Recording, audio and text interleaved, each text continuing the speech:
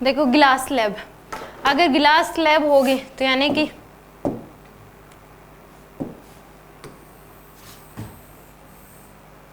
Glass slab अगर बोल दिया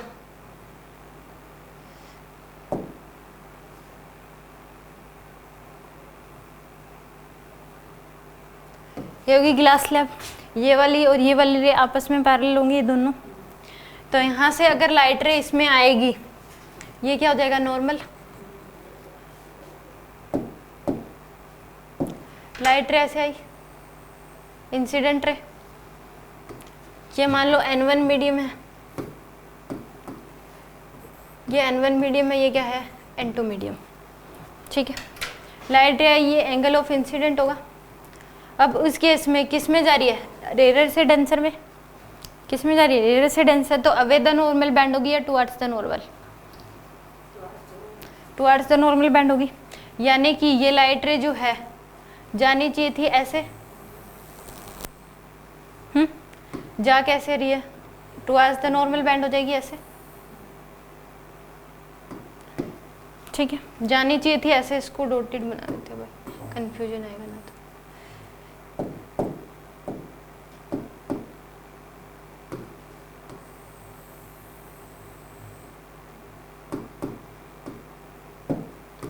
और जा रही है कैसे, ऐसे, तो ये क्या हो जाएगा एंगल ऑफ रिफ्रैक्शन R। ये जो इसकी डेप्थ दे रखी है, कितनी हाइट की है वो दे रखी है आपको T, कितनी दे रखी है T, इसकी थिकनेस जो दे रखी है वो T दे रखी है आपको ग्लास स्लैब की। ये एंगल I, ये एंगल R, जाने चाहिए थी ऐसे, गई है ऐसे, तो ये पूछ लेता है कि कितनी शिफ्ट हुई है, ये वाला गैप पूछ लेता है, शिफ्ट, जहाँ जिस तरह जानी चाहिए थी और जहाँ से गई है उनके बीच का शिफ्ट कितनी होगी लाइट रे, जब एयर से ग्लास में गई तो लाइट रे कितना शिफ्ट हुई है, ये क्वेश्चन आता है shift in case of glass slab. कि शिफ्ट का मतलब है कि इसी को बोलते हैं शिफ्ट, कि जहाँ से जानी चाहिए थी और जहाँ से जा रही है उसको बोलते हैं शिफ्ट। इसमें यही क्वेश्चन आता है कि एक ग्लास स्लैब में लाइट रे कितनी शिफ्ट होती है, इसका मतलब कि जिस रास्ते से जानी चाहिए थी और जहाँ से जा रही है वो कितना शिफ्ट होगी। मान लो ये, हाँ ये वाला गैप, गैप गैप, शिफ्ट का मतलब गैप, गैप कितना ये था, इसके बीच का जो गैप, मान लो कि कोई लाइन ऐसे जानी चाहिए थी बट चली गई इनकी, ये गैप कितना है, गैप न कि एंगल, गैप, मतलब ये गैप तो अलग अलग पॉइंट पे अलग अलग होएगा, तो उसका वो जो निकल के आएगा इसका फाइनल आंसर वो सेम ही होगा। वो डिपेंड करेगा, वो जो गैप है वो किस चीज़ पे डिपेंड करेगा अभी पता लग जाएगा। तो शिफ्ट होती है फॉर्मूला बता देती होती है T sec R sin I minus R, तो वो तो डिपेंड कर जाएगा N1 N2, मान लो N ज़्यादा कर दिया, ग्लास कोई दूसरा ले लिया, N2 ज़्यादा कर दिया, तो उस केस में R कम ज़्यादा हो जाएगा। तो किस पे डिपेंड करेगा, इन सभी चीज़ों पे, T इसकी जो थिकनेस, सेकेंड आर यानी कि एंगल ऑफ रिफ्रैक्शन और एंगल ऑफ इंसिडेंट पे, इन सभी पे डिपेंड करेगा वो। फिर जो ये गैप है ये इन दोनों की पैरेलल, ये दोनों लाइनें पैरेलल होती हैं, इसको वो यहाँ पे नॉर्मल बनाओ, ये एंगल R तो ये एंगल R हो जाएगा, और इसको बोलते हैं एमरजेंट एंगल, ये एमरजेंट रे होती है। जो ये लाइन है ये के परपेंडिकुलर है, किसके परपेंडिकुलर, जो ये शिफ्ट वाला गैप है, ये वाला एंगल 90 डिग्री है। अच्छा इसके ये इसमें जरूरी नहीं तो हमने डाल ली है कि ये कितना शिफ्ट हुई है, ये वाली लाइन जाएगी तो ऐसे ही, ये तो है नहीं कि भाई इधर ही चली जाएगी, बिल्कुल जाएगी तो ऐसे ही हल्का सा डाइवर्ट होती है, और गई किधर, जानी चाहिए थी ऐसे, गई इधर है, तो कितना शिफ्ट होगी, यहाँ से यहाँ तक कितना शिफ्ट होगी, ये गैप बताना है कितना होगा। जो ये एंड पॉइंट पे यहाँ से गैप देखते हैं, हाँ यहाँ से ये वाला गैप देखते हैं, मतलब इसका प्रूफ जो है, अब ये ग्लास स्लैब की बात करें, आगे की बात नहीं कर रहे कितना शिफ्ट हुई, वो तो आगे जो जाती जाएगी, तो उस केस में अब यहाँ से आई है तो इस केस में अब रेयर डेंसर से रहे तो टुवर्ड्स द नॉर्मल हो जाएगी, बट जाएगी ऐसे। तो ये वाली इंसिडेंट रे और एमरजेंट रे दोनों पैरेलल होती है एक दूसरे के in case of glass slab. ये था इंसिडेंट रे, ये क्या है एमरजेंट रे, इसको एंगल I भी बोल सकते हो, और angle I equal to angle E भी होता है इसमें। यानी कि अगर ग्लास स्लैब की बात आ गई तो इंसिडेंट रे क्या होती है, पैरेलल होती है किसके, ग्लास स्लैब के, और एंगल I इक्वल टू क्या होता है, एंगल R के। In case of glass slab incident ray parallel to emergent ray, in case of glass slab, in case of glass slab incident ray parallel to emergent ray. Incident ray किसके parallel होगी, emergent ray के parallel होती है। देखो यहाँ Snell's law लगाओगे तो angle I equal to n1 sine I, Snell's law लगाओ इसके लिए, n1 sine I equal to क्या हो जाएगा n2 साइन आर, ये इक्वेशन फर्स्ट बन गई। अब यहाँ इसके लिए लगाओ, इस बाउंड्री के लिए n2 sine are equal to क्या हो जाएगा n1 साइन ई। अब दोनों इक्वेशन में ये वाली और ये दोनों इक्वल है, तो ये क्या हो जाएगा n1 sine I equal to क्या हो जाएगा n1 साइन ई। तो n1 और n1 तो आई और ई क्या होते हैं, एक दूसरे के इक्वल होते हैं, तो एंगल आई इक्वल टू क्या होता है एंगल ई के। तो ग्लास स्लैब में इंसिडेंट रे पैरेलल होते हैं किसके, इमर्जेंट रे के, और एंगल आई इक्वल टू क्या होता है एंगल आर के। क्योंकि ये देखो ये वाला नॉर्मल के साथ जितना एंगल बना रही है, ये भी नॉर्मल के साथ उतना ही एंगल बना रही है, तो ये दोनों क्या होते हैं एक दूसरे के, इंसिडेंट रे और इमर्जेंट रे ग्लास स्लैब के केस में हमेशा पैरेलल होती हैं। तो उस केस में अगर ग्लास पैरेलल होती है तो एंगल आई इक्वल टू क्या हो जाएगा एंगल आर के। जैसे हमने पढ़ा था कि प्रिज्म के केस में अगर मिनिमम डेविएशन आता है तो उस केस में ही angle I equal to angle R होता है, वरना नहीं होता।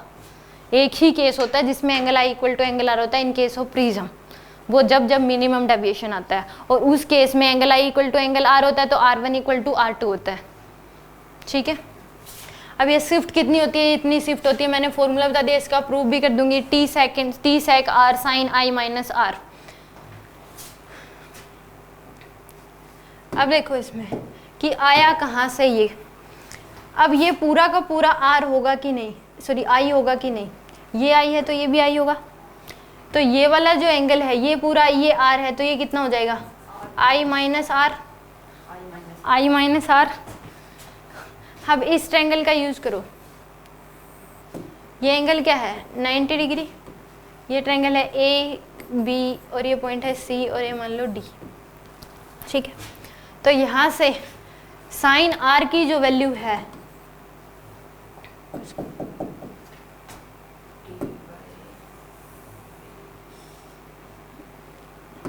मैं प्रूव कर रही हूँ कि कहाँ से है, साइन आर की जो वैल्यू है वो किसके इक्वल आ जाएगी, ये हो गया एंगल 90, ये परपेंडिकुलर और ये बेस, सॉरी ये हाइपोटेन्यूज होगी और ये क्या हो जाएगा परपेंडिकुलर, ये बेस, तो कितनी हो जाएगी टी बाय में ए सी, कितनी हो जाएगी एंगल, ट्रायंगल लिए हमने ए बी सी, ट्रायंगल कौन सी लिया ए बी सी, तो ये किसके इक्वल आ जाएगी टी बाय में ए सी के इक्वल, टी बाय में ए सी। तो यहाँ से या नहीं यहाँ पे लिखो कोस आर, लिखो कोस आर की वैल्यू क्या हो जाएगी, कोस आर जो है वो किसके इक्वल हो जाएगा टी बाय में ए सी के इक्वल। तो यहाँ से ए सी की वैल्यू किसके इक्वल आ जाएगी टी बाय में कोस आर, इसके इक्वल आ जाएगी, कोस आर को सीकेंट आर लिख सकते हैं, यानी कि 1 बाई कोस आर है तो सीकेंट आर लिख देंगे, तो ए सी इक्वल टू क्या हो जाएगा आपके पास टी सीकेंट आर। एक इक्वेशन तो आपके पास ही आ गई। ठीक है, अब देखो ये वाले ट्रायंगल लो ए सी डी, ट्रायंगल कौन सी लिए मैंने ए सी डी। ठीक है, अब इस केस में ये एंगल 90 डिग्री है, ये बेस है, ये परपेंडिकुलर है, ये हाइपोटेन्यूज है, तो यहाँ से जो ये ए सी जो है जो शिफ्ट होगी सी डी, ये एंगल क्या है आई माइनस आर, तो इस सी डी को क्या मैं लिख सकती हूँ, ये हाइपोटेन्यूज है, ये परपेंडिकुलर है, ये बेस है, तो इस सी डी को क्या मैं लिख सकती हूँ sine I minus R, A C sine I minus R. हम एक ट्रायंगल लेते हैं, मान लो ये ट्रायंगल है, ये एंगल अगर थीटा दे रखा है तो ये वाली मान लो ए सी है, तो इसको क्या लिख दूंगी मैं ए सी कोस आर कोस थीटा, और ये क्या होती है ए सी साइन थीटा। तो सेम यहाँ पे एक ट्रायंगल है, ये जिसमें बेस है, ये परपेंडिकुलर है, ये हाइपोटेन्यूज है, तो इस सी डी को क्या लिख सकती हूँ ए C sine I minus R. तो यहाँ से सी डी की जो वैल्यू है वो किसके इक्वल आ जाएगी ए C sine I minus are के इक्वल, और सी डी ही यहाँ पे क्या है शिफ्ट, सी डी ही क्या है शिफ्ट है। तो यहाँ से ए सी की वैल्यू क्या थी टी सेक आर, इस बात का यूज कर सकते हैं हम, ए सी की वैल्यू क्या है टी सेक आर, तो यहाँ पे पुट कर दो T sec R sine I minus R, तो ये होती इतनी शिफ्ट होती है, इसका प्रूफ भी करते हैं मैंने। आगे समझ, यानी कि ग्लास स्लैब के केस में एक तो आपको ध्यान रखना है कि जो इंसिडेंट रे होती है वो पैरेलल होती है इमर्जेंट रे के, दूसरा angle I equal to angle E होता है, और तीसरा कितना शिफ्ट हो जाती है, जहाँ से जानी चाहिए थी और जहाँ गई है उनके बीच का कितना शिफ्ट होगी। तो शिफ्ट का फॉर्मूला होता है T sec R sine I minus R. T यहाँ पे थिकनेस ऑफ ग्लास स्लैब है, आर यहाँ पे एंगल ऑफ रिफ्लेक्शन, आई यहाँ पे एंगल ऑफ इंसिडेंट। ठीक है,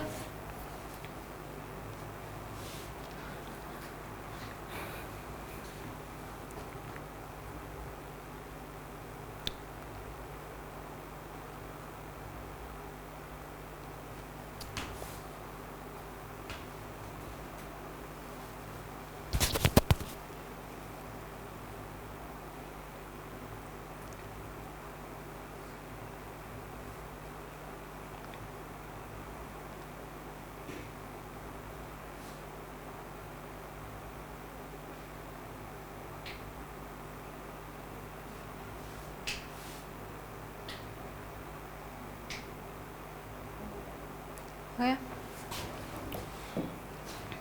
अब इसका क्वेश्चन करके दिखाना।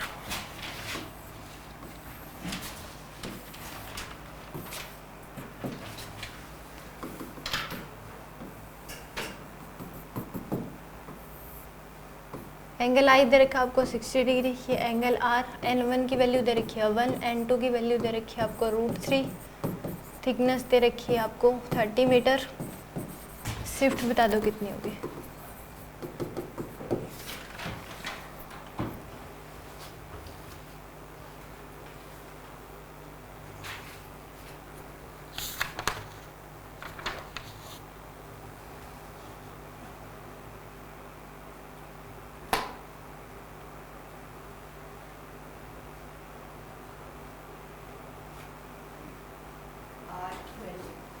आप निकाल लो।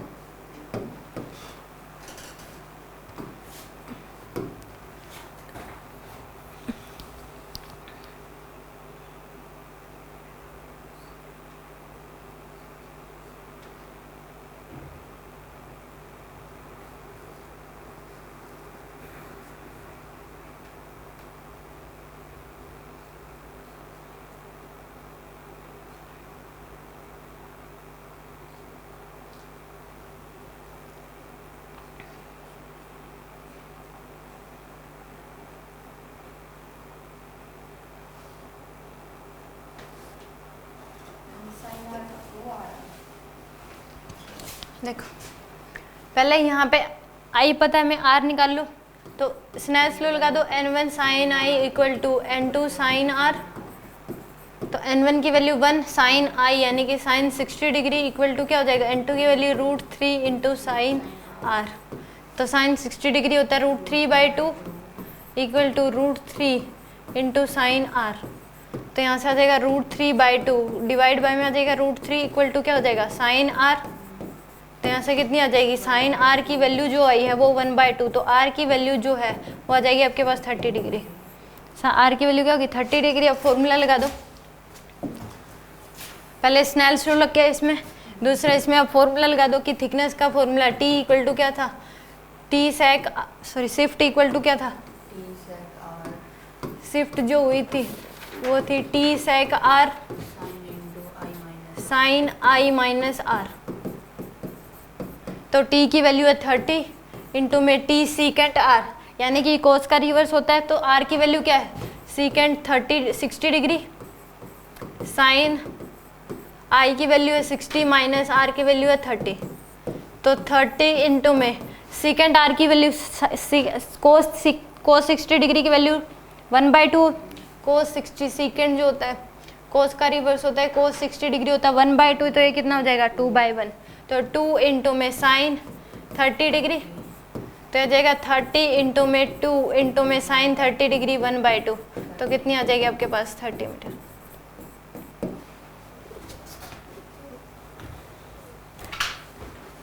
साइन यहाँ पे आर की वैल्यू तो 30 आई ना हमारे पास, 60 क्यों पुट कर दिया मैंने, आर की वैल्यू 30 डिग्री है। तो ये क्या हो जाएगा 2/√3 इंटू में क्या हो जाएगा 1/2, 2 से 2 कैंसिल, तो कितना आ जाएगा 10√3 मीटर। ये आ जाएगी आपके पास शिफ्ट। आ गया समझ?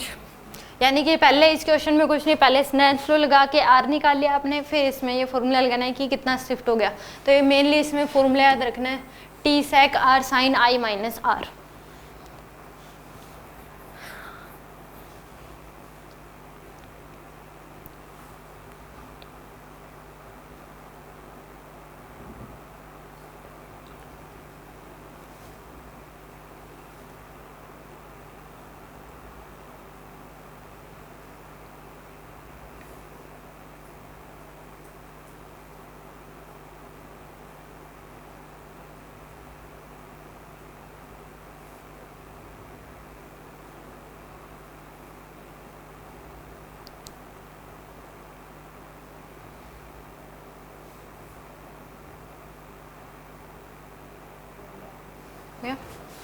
देखो एक होता है principle of reversibility of light.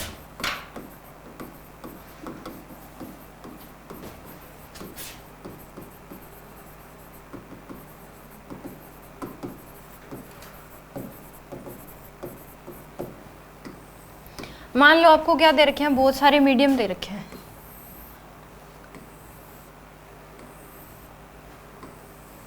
ये मान लो इसका N1 है, ये N2 मीडियम है, ये N3 है, ये N4 है, इस तरीके से ये मान लो N5 है, ठीक है। लाइट रे ऐसे मान लो आपने यहाँ से डाली ऐसे, ये नॉर्मल, ये एंगल आई हो जाएगा।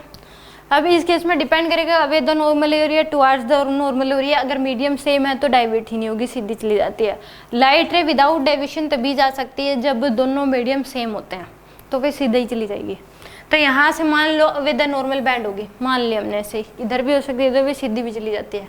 तो अब क्या होगी, दोबारा नॉर्मल बनाओ, फिर से क्या हो जाएगी, मान लो टुवर्ड्स द नॉर्मल बैंड होगी, तो इसके ये जितना एंगल होगा ये भी उतना ही हो जाएगा।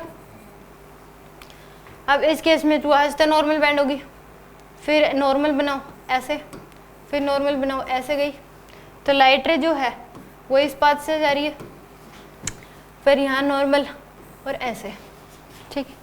प्रिंसिपल मान लो यहाँ पे आपने एक मिरर रख दिया, क्या रख दिया, मिरर, और लाइट रे इसके ऊपर क्या पड़ गई, नॉर्मली, लाइट रे क्या पड़ गई इसके ऊपर, नॉर्मली। तो अगर मान लो लाइट रे ऐसे जा रही है तो उस केस में पाथ जो है, पूछे कि क्या लाइट रे का पाथ कर्व बन सकता है, तो बन सकता है, वो मीडियम पे डिपेंड करेगा, क्योंकि इस तरीके से जा सकती है, कर्व भी बन सकता है पाथ, इसमें पाथ क्या ऐसा ऐसा है, तो उस केस में सीधी तो भी कर्व होती जाएगी। हाँ, अब वो सीधी कब जाएगी, ये कोई स्ट्रेट लाइन ही पाथ होता है लाइट का, तो ऐसा नहीं है। स्ट्रेट लाइन तब होगा जब वो एक ही मीडियम में ट्रैवल कर रही है, कर्व भी बन सकता है, किसी भी तरीके का पाथ बन सकता है लाइट का, वो डिपेंड करेगा कि वो किस मीडियम से किस मीडियम में ट्रैवल कर रही है। जितना ज़्यादा डेंसर होता जाएगा ऐसे ऐसे डेविएट होती जाएगी तो कर्व बन जाएगा। अब ये क्या, मिरर लगा दिया आपने, लाइट रे क्या पड़ी इस पर, नॉर्मली, तो ये लाइट रे नॉर्मली अगर मिरर पे पड़ती है तो अपने पाथ को क्या करती है, जिस रास्ते से वो गई थी जिस तरीके से, उसी तरीके से क्या करती है, अपने पाथ को रिट्रेस बैक करती है, जैसे वो गई थी वैसे ही वापसी आ जाएगी। तो इसको बोलते हैं principle of reversibility of light. कि principle of reversibility of light क्या है, कि लाइट रे जा रही थी, अगर मिरर पे नॉर्मली पड़ी, एंगल 90 डिग्री बनाया मिरर में नॉर्मल के से यानी कि 90, तो उस केस में जैसे जैसे वो गई थी वैसे वैसे वापसी आ जाएगी। तो इसको बोलते हैं principle of reversibility of light. लिख लो इस बात को, when a light ray falls normally on a mirror then it retrace back its path. When light ray falls normally on a mirror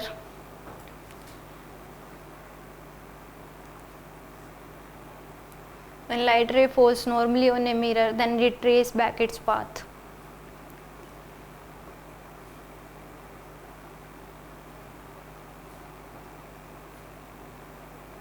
Then retrace back its path.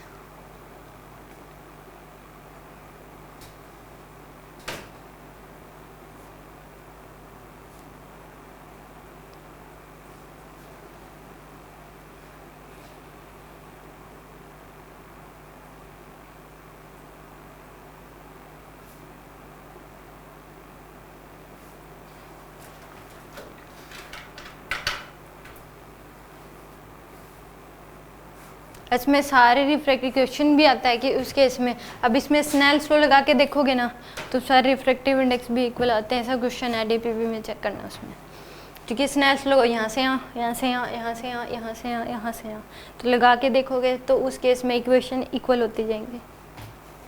यहाँ पे लगाओ, देखो मान लो n1 sine I equal to क्या हो जाएगा n2 sine are, ठीक है। अब यहाँ पे ये r है, ये मान लो क्या हो जाएगा कि यहाँ से ये r1 हो गया मान लो, तो ये भी r1 हो जाएगा। यहाँ से लगाओ तो n2 sign r equal to क्या हो जाएगा n3 साइन r1। अब देखो ये क्या हो गया इक्वल, तो ये और ये इक्वल हो गए। अब ये दोनों इक्वल हो गए तो इसका मतलब ये n1 n3 भी इक्वल हो गए। तो इस तरीके से होता है, ठीक है। क्वेश्चन भी आता है, आ भी चुका है पेपर में, ठीक है। आगे समझिए था प्रिंस। फिर तो ये स्ट्रेट लाइन होनी चाहिए। रिफ्रैक्टिव इंडेक्स तो R1 R2 तो अलग अलग होंगे ना, फिर आप वो क्वेश्चंस पे डिपेंड करता है किस तरीके से दिया गया क्वेश्चन आएगा तब पता लगेगा आपको। वो तो सीधी तब जाएगी, डाइवर्ट तो हो ही रही है, सीधी तो जाएगी ये तो और मीडियम इक्वल होंगे तो जाएगी। अब इस केस में हम इसका एंगल यहाँ पे n1 साइन आई इक्वेट कर सकते हैं यहाँ के n2 साइन आई से, तो ये वाला एंगल निकल जाएगा। ये पता है तो ये वाला एंगल निकल जाता है उस केस में। ऐसे तो नहीं लाइट रे सीधी चली जाएगी। वो तो आई और ये इक्वल दे रखे हैं, फिर दोनों ये इक्वल होंगे तभी तो आप कट कर सकते हो। n1 और n3 अगर डायरेक्ट इक्वल दे रखे हैं तो फिर उस केस में साइन आई और साइन आर भी इक्वल हो जाएंगे। इन दोनों का प्रोडक्ट इसके इक्वल आएगा। क्वेश्चंस मिलेगा उसमें देख लेना, चेक कर लेना, हो गया नोट। यानी कि इस केस में आपको याद इसमें यही रखना है कि अगर एक ग्लास स्लैब दे दी तो उस केस में angle I equal to angle E होता है, इमरजेंट रे इंसिडेंट रे के पैरेलल होती है, और शिफ्ट कितनी हो जाती है T sec R sine I minus R. और प्रिंसिपल ऑफ रिवर्सिबिलिटी क्या होता है कि लाइट रे जो अगर मिरर पे नॉर्मली पड़ती है तो जिस तरीके से गई थी उसी तरीके से अपने पाथ को रिट्रेस बैक करती है।